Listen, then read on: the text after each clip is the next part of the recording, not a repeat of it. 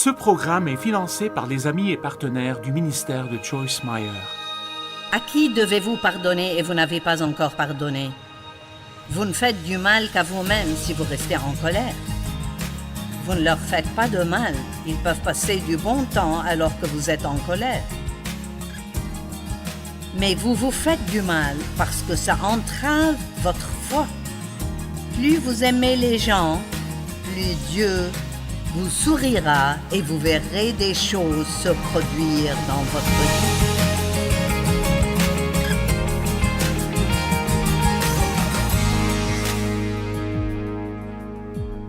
Colossiens 1,4 dans la Bible amplifiée donne une définition un peu différente de la foi. Il dit « Nous avons été informés de votre foi en Jésus-Christ, qui est le fait de s'appuyer sur lui de toute votre personnalité humaine, dans une confiance absolue en sa puissance, sa sagesse et sa bonté. » C'est donc le fait de s'appuyer entièrement sur lui. Et je vous le dis, j'ai quelques bizarreries dans ma personnalité. Et donc, m'appuyer de toute ma personnalité sur lui est vraiment une bonne chose.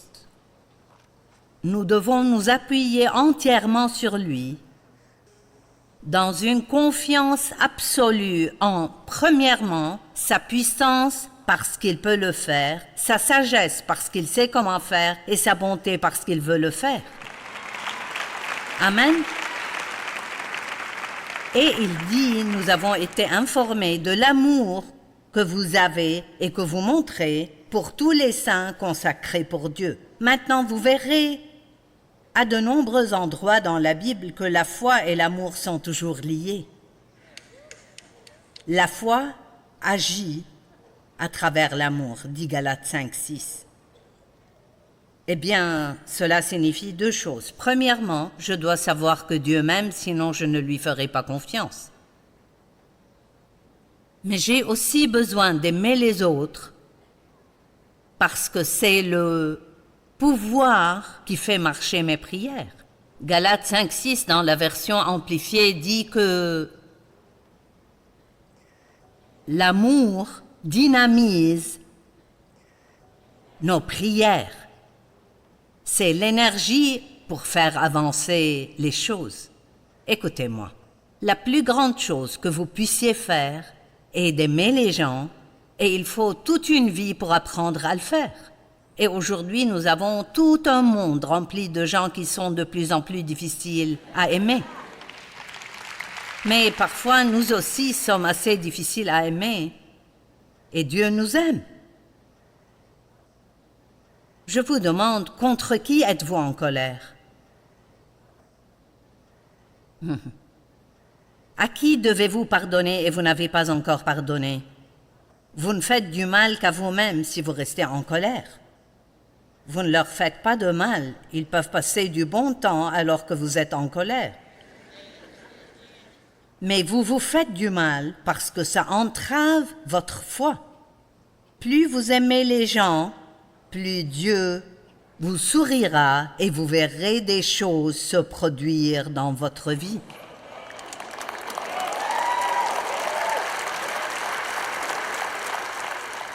« 1 Timothée 1,19 » il dit « Gardez la foi, tenez ferme, le diable essaiera de vous l'enlever. » Le diable ne veut pas que vous ayez la foi, parce qu'il sait que si vous avez la foi et vous restez ferme dans la foi, vous obtiendrez les choses que Dieu vous promet et il ne veut pas que vous les ayez. C'est pourquoi demandez avec audace, il essaye de garder cela secret. Alors nous disons, mon Dieu, si tu fais juste ceci. Ne soyez pas des mendiants, soyez audacieux. Mon Dieu, tu l'as promis dans ta parole, et je sais que je ne le mérite pas, mais je te crois que tu le feras pour moi. Dieu, je me suis fourré dans le pétrin, sors-moi de là s'il te plaît. Allez, amen.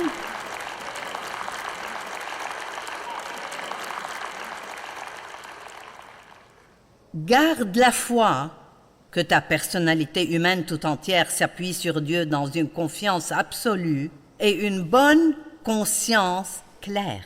Maintenant, nous pourrions juste faire une prédication sur le sujet de la bonne conscience. Il n'y a pas d'oreiller plus dur qu'une mauvaise conscience.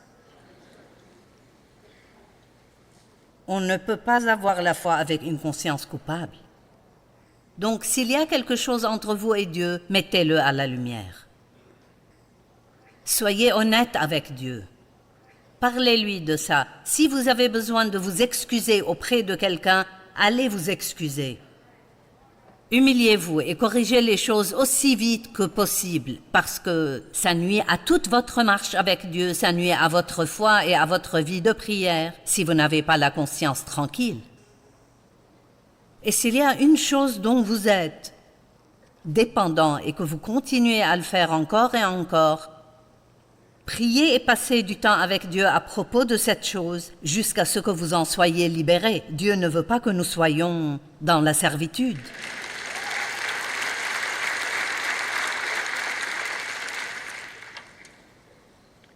Romains 12, 3 à 8.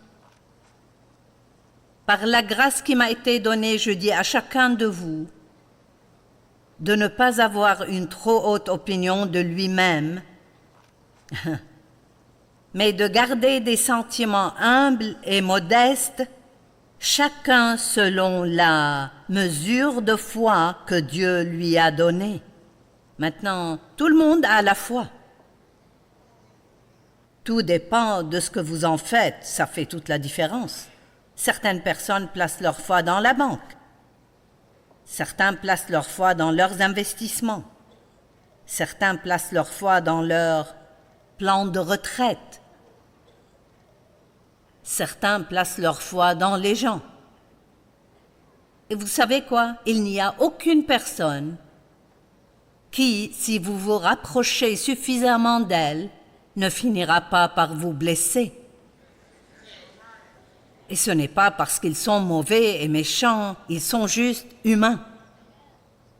Vous blessez les gens, je blesse les gens. C'est pour cela que nous devons être rapides à pardonner. Allez, ne soyez pas des personnes susceptibles qui se font toujours blesser. Je sais que les gens vous ont blessé, les gens m'ont blessé, mais j'ai aussi blessé les gens. Je dis des choses aux gens sans réfléchir à comment ils pourraient le prendre.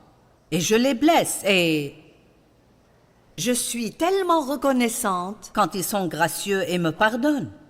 Amen. Et nous devons semer cela si nous voulons récolter cela.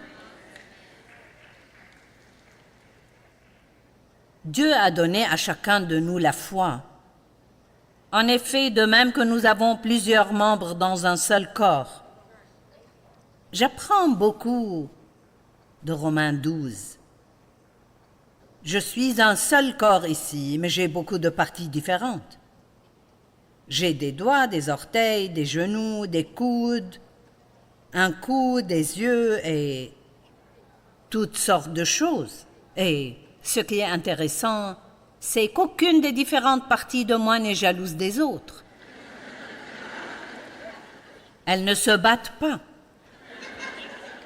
En fait, si mon petit orteil me fait mal, j'ai mal partout. Toutes mes parties ont de l'empathie pour celles qui souffrent. Allez, c'est pour ça que c'est ici, car Dieu essaie de nous donner un exemple que nous pouvons comprendre pour montrer comment il veut que nous travaillions ensemble en tant que corps de croyants. Et vous savez quoi? Chaque partie de moi peut faire quelque chose, mais aucune partie de moi ne peut tout faire. Je marche sur mes pieds et je ramasse des choses avec mes mains. Mes mains portent des bagues.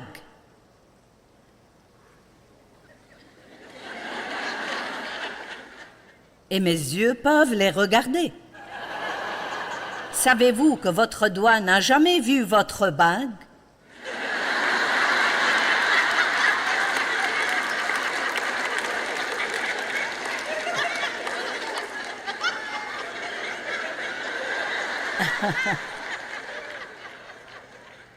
Il la porte tout le temps, mais il ne la voit jamais.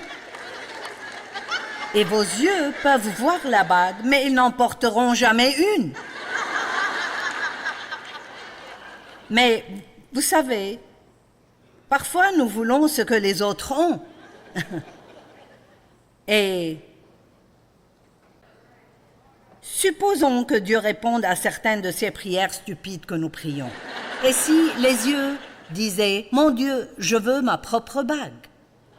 J'en ai marre de regarder les bagues des doigts, je veux ma propre bague. » Et si Dieu répondait à cette prière?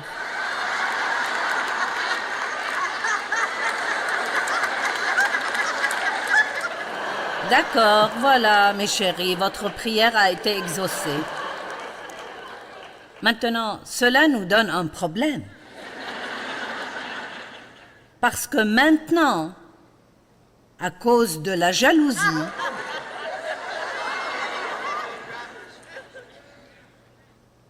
maintenant, je ne peux pas faire ce que je suis censé faire. J'ai eu ce que je voulais, mais je ne vois pas où je dois aller.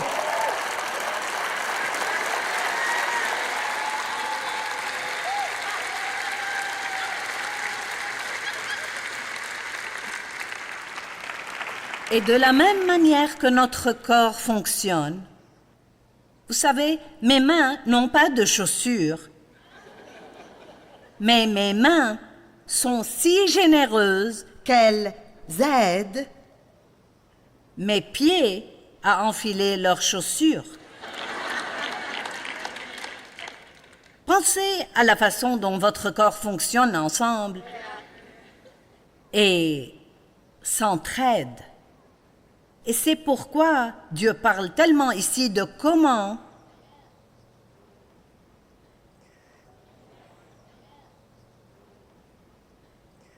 de même que nous avons plusieurs membres dans un seul corps et que tous les membres n'ont pas la même fonction. Verset 5. De même, nous qui sommes plusieurs, nous formons un seul corps en Christ et nous sommes tous membres les uns des autres. Nous avons des dons différents selon la grâce qui nous a été accordée. Nous avons tous des dons, mais nous ne faisons pas tous la même chose. Et l'une des pires choses que vous puissiez faire est de passer votre vie à faire quelque chose pour lequel vous n'êtes pas doué parce que vous avez vu quelqu'un d'autre le faire et vous êtes jaloux.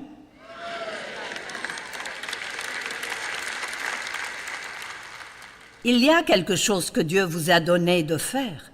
Et je vais vous le dire, si vous faites ce que Dieu vous a vraiment mis sur le cœur, vous serez heureux. Quand Dieu m'a appelé au ministère, les gens me demandent parfois « Comment c'était pour Dave? Était-ce difficile pour Dave ?» Parce qu'une femme occupant cette position, surtout il y a 45 ans, c'était très unique parce que c'était généralement l'homme. Et donc, ça a été difficile pour Dave pour un temps. Et il a demandé à Dieu, « Pourquoi l'as-tu appelé à faire ça et pas moi ?» Et Dieu lui a dit, « C'est pour cela que je l'ai appelé. Et si tu la soutiens et tu fais ce que je t'ai donné à faire, tu auras toujours de la joie. » Et Dave est l'un des gars les plus heureux que je connais.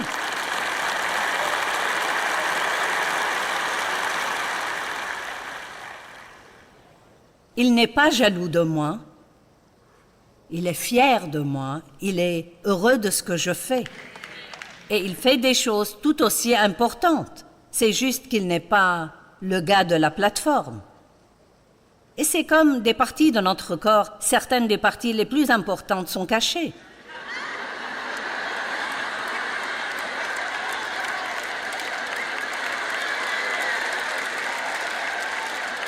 Personne ne les voit jamais. Certains d'entre nous sont cachés, mais cela ne nous rend pas sans importance. Allez, apprenez quelque chose ce soir. Ainsi, quel que soit votre don, il dit, Dieu vous a donné la foi dont vous avez besoin pour exercer ce don dans la mesure où Dieu veut que vous l'exerciez. Et même 25 personnes peuvent avoir le même don, mais toutes les 25 peuvent ne pas l'avoir avec la même force. Il y a des milliers de personnes qui chantent, mais il y en a qui chantent mieux que d'autres. Il y a beaucoup de gens qui prêchent, mais certains prêchent mieux que d'autres. Il y a beaucoup de joueurs de basket, mais certains sont meilleurs que d'autres. Et si nous parvenons à surmonter cette stupide jalousie, la jalousie pourrit les os. Si nous pouvions en arriver au point de croire que Dieu se soucie de moi et que Dieu a un plan pour moi. Vous savez, si vous obteniez ce que quelqu'un d'autre a, mais Dieu ne vous donnait pas la foi pour l'avoir, ça vous rendrait malheureux. Nous avions une étude biblique à la maison. C'est tout ce que nous faisions, une étude biblique à domicile pendant 5 ans. Et environ 20 à 25 personnes y venaient chaque semaine. Et nous allions à une église où le pasteur avait ses opinions sur le fait que l'homme était l'homme et la femme était la femme. Et il a dit à Dave un jour, « Frère, c'est toi qui devrais enseigner cette étude biblique, pas ta femme. » Les gens vous diront des choses qui ne correspondent pas à ce que Dieu vous a dit. Amen. Et donc, nous avons pensé, ok, nous allons obéir au pasteur. Alors Dave a essayé d'enseigner pendant quelques semaines et j'ai essayé de me taire. Vous savez déjà comment ça s'est passé. Ça ne s'est pas bien passé du tout pour moi. Et je me souviens qu'une femme dans l'étude biblique m'a dit, « Qu'est-ce que vous faites? Vous devez suivre Dieu. » Différents dons. Si votre don est de prophétiser, alors prophétisez selon votre foi. Eh bien, ce n'est pas mon don.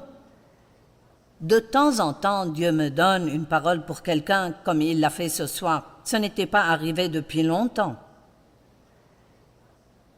Et je n'essaye pas d'inventer des choses pour impressionner les gens, parce que je ne le veux pas si ce n'est pas réel.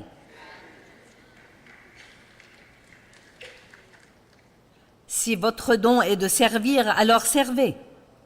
Ce n'est pas non plus mon don.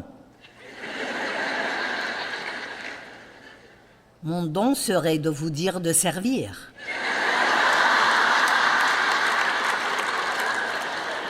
Je suis vraiment douée pour dire aux autres quoi faire.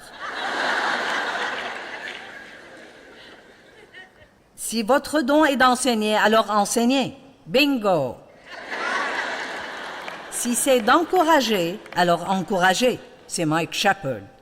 Vous ne pouvez pas rester avec lui plus de 3 minutes sans qu'il vous encourage. Il est quelqu'un qui encourage. Maintenant, j'ai appris à encourager parce que nous devons tous nous encourager les uns les autres, mais ce n'est pas mon don naturel.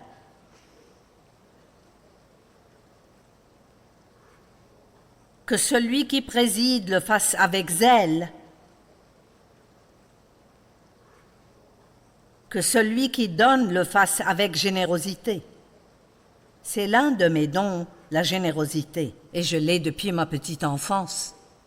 J'économisais l'argent que je gagnais grâce à de petits boulots que je faisais pour acheter des cadeaux à ma mère et pour lui faire une surprise. J'ai toujours aimé faire ça. Et depuis que nous avons lancé le ministère de Joyce Meyer, nous avons toujours eu des programmes de sensibilisation destinés aux pauvres et aux nécessiteux parce que je crois de tout mon cœur que c'est la volonté de Dieu. Et je pense que lorsque vous associez la prédication et l'amour, vous obtenez quelque chose qui peut changer la vie des gens.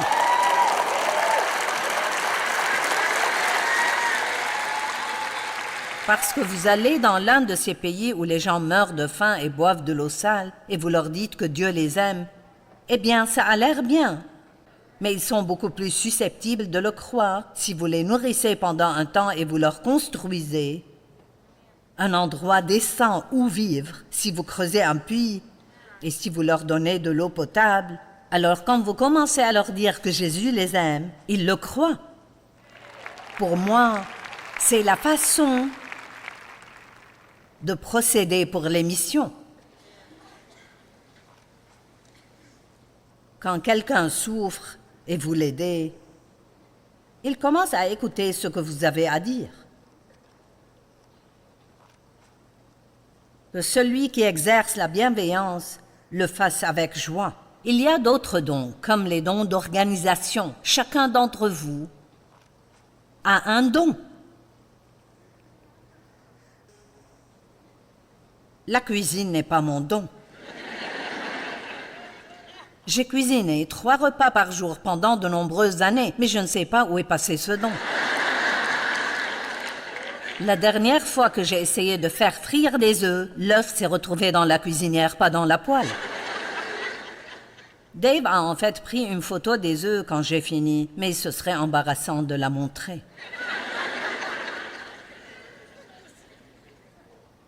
N'ayez pas une plus grande estime de vous-même que vous ne le devriez si vous pouvez faire quelque chose qui semble plus grand que ce que les autres peuvent faire, car ils ne peuvent faire ce qu'ils font que parce que Dieu leur a donné la grâce de le faire. Et vous pouvez faire ce que vous faites que parce que Dieu vous a donné la grâce de le faire. Amen.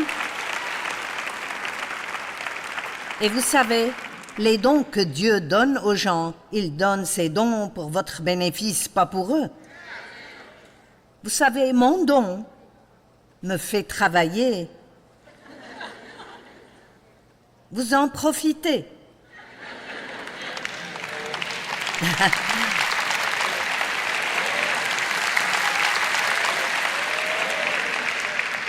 Combien de temps pensez-vous qu'il m'a fallu pour écrire 130 livres?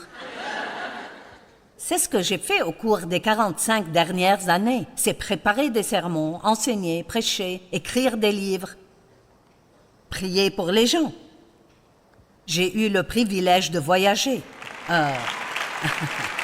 Mais voyez-vous, je ne pourrais rien faire de tout cela si Dieu ne me donnait pas la grâce de le faire. Pour moi, ce n'est pas difficile, parce que j'ai la grâce de le faire. Et je ne serais pas heureuse si je ne faisais pas ça. Merci. J'ai eu le grand privilège de faire 68 voyages missionnaires à l'extérieur du pays. J'aurais aimé pouvoir en faire plus. Je ne peux plus car le décalage horaire est trop dur pour moi. Et si vous êtes intelligent, en vieillissant, vous pouvez toujours être extrêmement utile, mais vous devez faire quelques ajustements. Et donc, je me suis rendue malade à force de travailler trop dur il y a quelques années et il m'a fallu un temps pour m'en remettre et j'ai appris que je dois maintenant me consacrer aux choses que je suis la seule dans le ministère à pouvoir faire. Personne d'autre ne peut.